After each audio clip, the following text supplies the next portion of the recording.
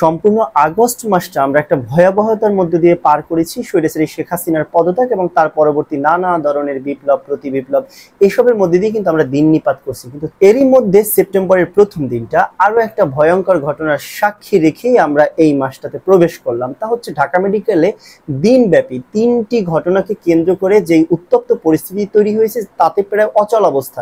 সেখানে ইন্টার্ন চিকিৎসকরা সম্পূর্ণভাবে কর্মবিরতিতে যেতে চাচ্ছিলেন, রাত 8টার পরবর্তীতে হয়তো স্বাভাবিক অবস্থা ফিরতে শুরু করেছে। সেখানে স্বাস্থ্য উপদেষ্টা এবং অন্যান্য যারা আছেন কর্তৃপক্ষের মধ্যে পড়েন, তারা সেখানে গিয়ে তাদেরকে বোঝানোর চেষ্টা করেছেন এবং কর্মবিরতি প্রত্যাহার করিয়েছেন। এই 3টি ঘটনা সম্পর্কে আপনারা মোটামুটি জানেন কি ঘটেছিল, আমি তারপর আপনাদেরকে একটু বলবো এবং কি ভয়ঙ্কর দিক এটার ভিতরে রয়েছে সেটাও আমি বলার চেষ্টা করব। 3টি ঘটনার মধ্যে একটি হলো বিওবিটির এক শিক্ষার্থী মোটরসাইকেল দুর্ঘটনায় আহত হয়েছে, তারপরে ঢাকা মেডিকেলে তাকে নিয়ে গেলে চিকিৎসারত অবস্থায় এই ছেলেটি মৃত্যুবরণ করে। তাতে তার স্বজনরা উত্তেজিত হয়েছেন এই বলে যে চিকিৎসকরা এই ছেলেটির প্রতি অবহেলা করেছে, ঠিক মতো চিকিৎসা দেয় না, যার কারণে তার মৃত্যুর ঘটনা ঘটেছে।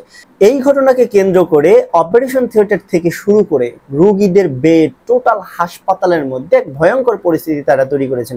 যা পাচ্ছেন মূলত তাই ভাঙছেন, যাকে সামনে পাচ্ছেন তাকেই পেটানোর জন্য তারা উদ্বুদ্ধ হয়েছেন। পরবর্তী আর একটা ঘটনা হচ্ছে, দুইটা গ্রুপ কিশোর গ্যাংয়ের, তারা দুই গ্রুপের মধ্যে মারামারি করার পর একজন আহত হয়েছেন, তাকে হাসপাতালে আনার পর রীতিমতো হাসপাতালে সিনেমা স্টাইলে ঢুকে আবার তাকে কুপিয়ে জখম করছেন এবং সেখানে তারা কাউকে মানছেন না। পরবর্তী আর একটা ঘটনা, সেটা হচ্ছে একজন রোগী, উনি আত্মহত্যা করার জন্য বিষ পান করেছেন, তাকে হাসপাতালে নিয়ে আসা হয়েছে, সেও মারা গেছেন। এখানেও রোগীরা এই মারা কেন গেলেন, সেখানে চিকিৎসকরা দায়িত্ব অবহেলা করেছেন কিনা, যার কারণে তাদের উপরে চড়াও হয়েছেন এবং এক ধরনের অশোভন আচরণ যেটা সর্বোচ্চ সেটা কিন্তু তারা করেছেন।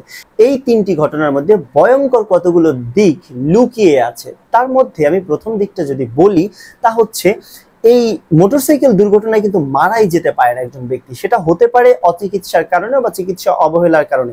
এই কারণে আপনি কাউকে মারতে যেতে পারেন, সেটা হাসপাতালের মধ্যে ডাক্তারদেরকে মারার মতো একটা ঘটনা আপনি তৈরি করতে পারেন। মানে সব ভেঙে চুরে তছনছ করছেন, ডাক্তাররা অভিযোগ করছিলেন সেখানে অপারেশন থিয়েটারে অন্যান্য রোগীরা আছে, তাদের যদি কোনো ঘটনা ঘটে যেত, মানে আপনার একজন রোগী বা একজন পেশেন্ট যে কোনো কারণেই হোক মারা গেছে, তার কারণে আপনি অন্যদেরকে মারার এক ধরনের উপক্রম করতে পারেন, মানে অন্যদেরকে মারার অ্যাটেম্প্ট আপনি নিতে পারেন।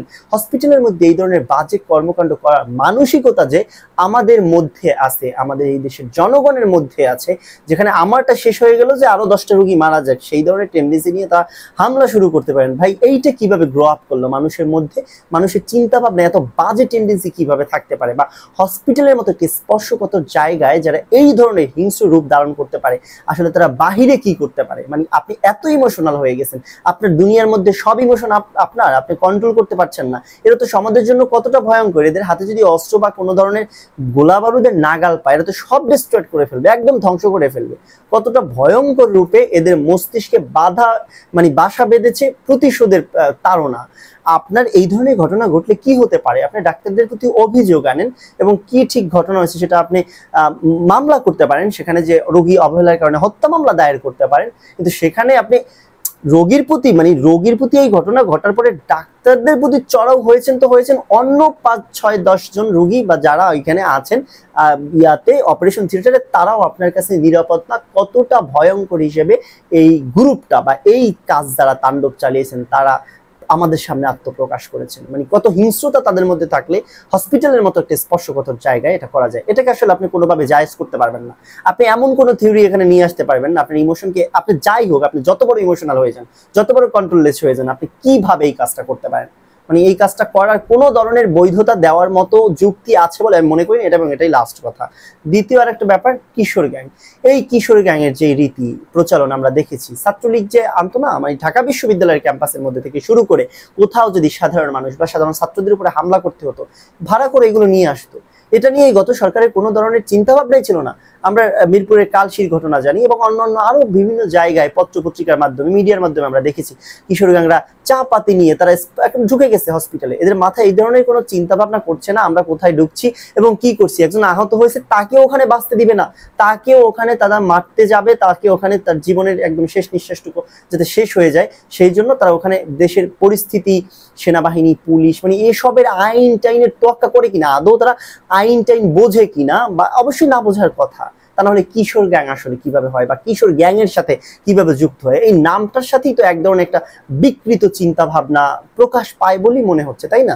তো এই যে একটা বিশাল গ্রুপ আমাদের মধ্যে তৈরি হয়েছে এবং নিজেদের মধ্যে যে পাবজি গেম থেকে শুরু করে এগুলো কিন্তু আমরা বিভিন্ন রিপোর্টে দেখেছি, সামাজিক বিভিন্ন ধরনের অনুষ্ঠান, অন্য ধরনের এই যে সন্ত্রাসী কার্যক্রমকে শো করার জন্য যেসব গেমস থেকে শুরু করে যেসব কন্টেন্ট তৈরি করা হয়, সেখানে এই যে তারা সুপ্রিয়র হয়ে ওঠে, মানে তাদের মধ্যে যে এক ধরনের পাওয়ার 100% চলে আসে, তারাই হচ্ছে সব, আশেপাশে কিছু নেই। যে অশিক্ষিত একটা প্রজন্ম, যেটা আসলে এখানে বলতেই হচ্ছে, মানে এই যে মূর্খতার মধ্যে একটা প্রজন্ম সভ্যতার বাইরে গিয়ে তৈরি হচ্ছে।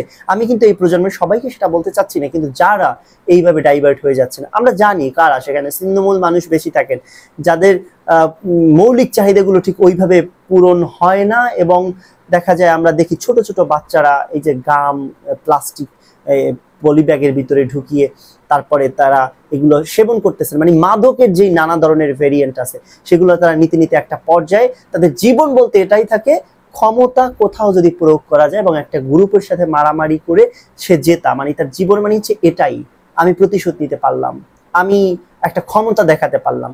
এর বাইরে পরিবারের সাথে মিলেমিশে থাকা, এটা যে একটা জীবনে পরিবারকে সহযোগিতা করা, তার পরিবারের স্বপ্ন আসলে বাস্তবায়ন করা এবং দেশের জন্য নিজেকে জনসম্পদে রূপান্তর করা, এইগুলো কিভাবে তাদের মাথায় আসবে? কারণ তাদের পরিবার বলতেই তো ওইভাবে কিছু এক্সিস্ট করে না। এই শ্রেণীটাকে কিন্তু আমরা একদম রাষ্ট্র টোটালি অবহেলার মধ্যে রেখেছি, তাদের জীবন এবং তারাও যে আমাদের দেশের জনসম্পদ, তাদেরকে যে আসলে রূপান্তর করার মাধ্যমে এই দেশের একটা জনশক্তিতে তৈরি করা যায়, সেটা কিন্তু রাষ্ট্র কখনো ভাবিনি। এটা আমাদের জন্য একটা ভয়ঙ্কর দিক। এই ধরনের শিশু যারা এই কিশোর গ্যাংয়ে আস্তে আস্তে বড় হওয়ার পর যুক্ত হচ্ছেন, তারা কিন্তু এখন আমাদের রাস্তাঘাট আমরা হেঁটে বেড়াচ্ছে দেখছি, কিন্তু সেটা নিয়ে কিন্তু আমরা কোনো চিন্তা ভাবনা করছি না। ভবিষ্যৎ বাংলাদেশ তৈরি করতে গেলে এই অংশটা অনেক বিশাল একটা অংশে পরিণত হয়েছে। অর্থনৈতিক দৈন্যতাকে অর্থনৈতিক দৈন্যতার সুযোগ লাগিয়ে এই শ্রেণীর একটা মানুষ আমাদের সমাজে তৈরি করছে, এবং সেটা আমাদের আগামীর ভবিষ্যৎ বাংলাদেশ যেটাকে আমরা এগিয়ে নিয়ে যেতে চাই, সেটার জন্য বড় বাধা। এই সমস্যাটা উত্তরণ আমাদের করতে হবে। তৃতীয় আর একটা ব্যাপার ঘটেছে, আত্মহত্যার ঘটনা, এবং সেই ঘটনাকে কেন্দ্র করে যখন তাকে হসপিটালে আনা হলো, সেখানে তিনি মারা গেলেন। তাতে হাসপাতালের রোগীদের উপর আপনি চড়াও হচ্ছেন। মানে আপনি এত ভালোবাসেন এই যে আপনার প্যাশেন্ট বা রোগী, মানসিক রোগীই তো বলবো, তাই না?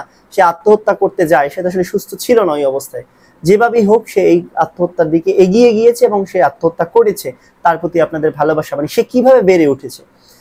আমি এখানে সেই মৃত ব্যক্তিকে ব্লেম করার চেষ্টা করছি না, আমি বলছি তখন আপনাদের পারিবারিক ভালোবাসাগুলো কোথায় থাকে? একাকিত্ব, নানা ধরনের সমস্যা হয়, দেখা যায় পরিবারের নানা সমস্যার কারণে কিন্তু হয়।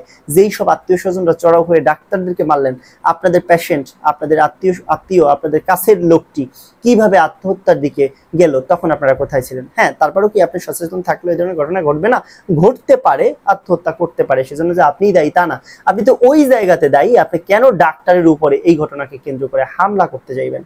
মানে এটা কেমন আলাপ? সেখানে এক ধরনের পরিস্থিতি আপনি তৈরি করবেন যেটা ডাক্তারদেরকে কর্মবিরতির দিকে নিয়ে যেতে বাধ্য করে এবং তারা নিজেদের জীবন নিয়ে শঙ্কার মধ্যে থাকে। মানে কি ধরনের মানসিকতা গ্রো হয়েছে? একই দিনে 24 ঘন্টার মধ্যে এই ঘটনা এবং এই 1 সেপ্টেম্বরে যেটা ঘটে গেল, এই ঘটনাগুলো আমাদেরকে নতুন করে ভাববার একটা দিক উন্মোচন করে যে আমরা আসলে কেমন সমাজে বসবাস করছি। এটা খুবই একটা ভালো দিক। সমাজের প্রতিটা স্তরের মানুষ মিলে আমরা শেখ হাসিনাকে বিদায় করেছি এবং এক ধরনের গণবিপ্লব আমাদের হয়েছে। এখন সামনের বাংলাদেশ বিনির্মাণ করতে গেলে এই সমস্যাগুলো আমাদেরকে আইডেন্টিফাই করতে হবে। সেখানে এক ধরনের বন্যতা যে তৈরি হয়েছে, যে মানুষ একজন আপনাকে যদি কেউ অন্যায়ভাবে মারে, তাকেও তো আপনি মারতে পারেন না, কারণ একটা রাষ্ট্র ব্যবস্থা থাকার মানেই হচ্ছে কেউ যদি অন্যায়ভাবে আপনার উপরে হামলে পড়ে, সেক্ষেত্রে আপনি রাষ্ট্রের সহযোগিতায় তার একটা আইনানুগ বিচার প্রক্রিয়ার মধ্য দিয়ে আপনি প্রতিশোধ নিতে চান, প্রতিশোধ পরায়ণ হতে চান, হন, কিন্তু সেটা আপনি ব্যক্তিগতভাবে তো পারেন না করতে। সেখানে দায়িত্বে অবহেলা হয়েছে বা দায়িত্ব অবহেলা করে ফেলেছে ভুলবশত বা যে কোনো ভাবে এই ঘটনা হোক, স্বেচ্ছায় হোক অনিচ্ছায় হোক, সেখানে আপনি তাকে মারতে যেতে পারেন। এবং একটা ইনস্টিটিউশন, একটা হসপিটাল যারা দিনের পর দিন সাধারণ মানুষদেরকে সেবা দিয়ে যাচ্ছেন, সেখানে আমাদের বাংলাদেশের বিশাল একটা অংশ ঢাকা সিটির তারা ডিপেন্ডেন্ট চিকিৎসা সেবার উপরে। আপনি কি বোঝাতে চান এই সব জায়গাগুলোতে হামলা করে?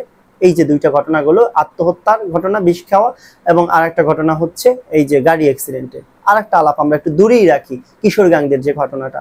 টোটাল 3টে ঘটনাকে আপনি আলাদা আলাদাভাবে যদি মার্কিং করেন, সেটা কিন্তু সম্পূর্ণ আমাদের মনস্তাত্ত্বিক জগতে যে এক সমস্যা তৈরি হয়, মানুষের মানসিক অবস্থা যে কত খারাপের দিকে গেলে, এবং রাষ্ট্র ব্যবস্থার যে উপকারিতা এবং রাষ্ট্র ব্যবস্থা থাকলে সেখানে যে তার থেকে এক ধরনের সুবিধা পাওয়ার মানসিকতা সেইটা নাই, মানে আইন হাতে তুলে নেওয়ার একটা ব্যাপার, বা আপনি কোন জায়গায় কোন ধরনের আচরণ করতে পারেন সেই সব জিনিস আপনার মাথার মধ্যে গ্রো করে নাই, আপনার সেন্স কাজ করে না। মানে একটা ননসেন্স প্রজন্ম, একটা ননসেন্স গ্রুপ তৈরি হচ্ছে। তারা নিজেদের কর্মকাণ্ড সম্পর্কে বোঝেন না, কোথায় কি করতে হয় জানেন না, এবং এটা তো একটা বাস্তবিক কারণে তৈরি হয়েছে, যেটা কিশোরগঞ্জের ব্যাপারে। কিন্তু বাকি যারা, তারা তো আসলে এই ধরনের তাদের কাছ থেকে আমরা আশা করি না। এটা কেন তৈরি হয়েছে সেই ব্যাপারগুলো আমাদের সামনের বাংলাদেশ বিনির্মাণ করতে হলে খুব ভালোভাবে আইডেন্টিফাই করতে হবে এবং এই সমস্যাগুলোর সমাধানে কাজ করতে হবে, এবং আমাদের খুব ভালোভাবে আওয়াজ তুলতে হবে যে এই কাজগুলো কখনো একটা সভ্য সমাজে, একটা রাষ্ট্র ব্যবস্থার মধ্যে যায় না।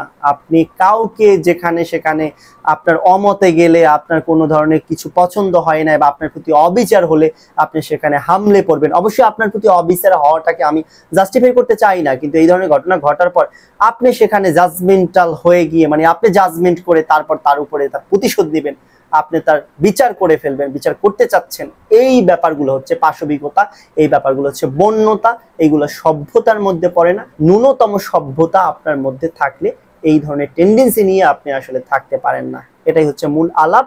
ভয়ঙ্কর দিকই হচ্ছে এই 3টা ঘটনার এই দিক, সেটা হচ্ছে মানসিক অবস্থা প্রচুর পরিমাণে বিকারগ্রস্ত হয়ে গেছে একটা শ্রেণী।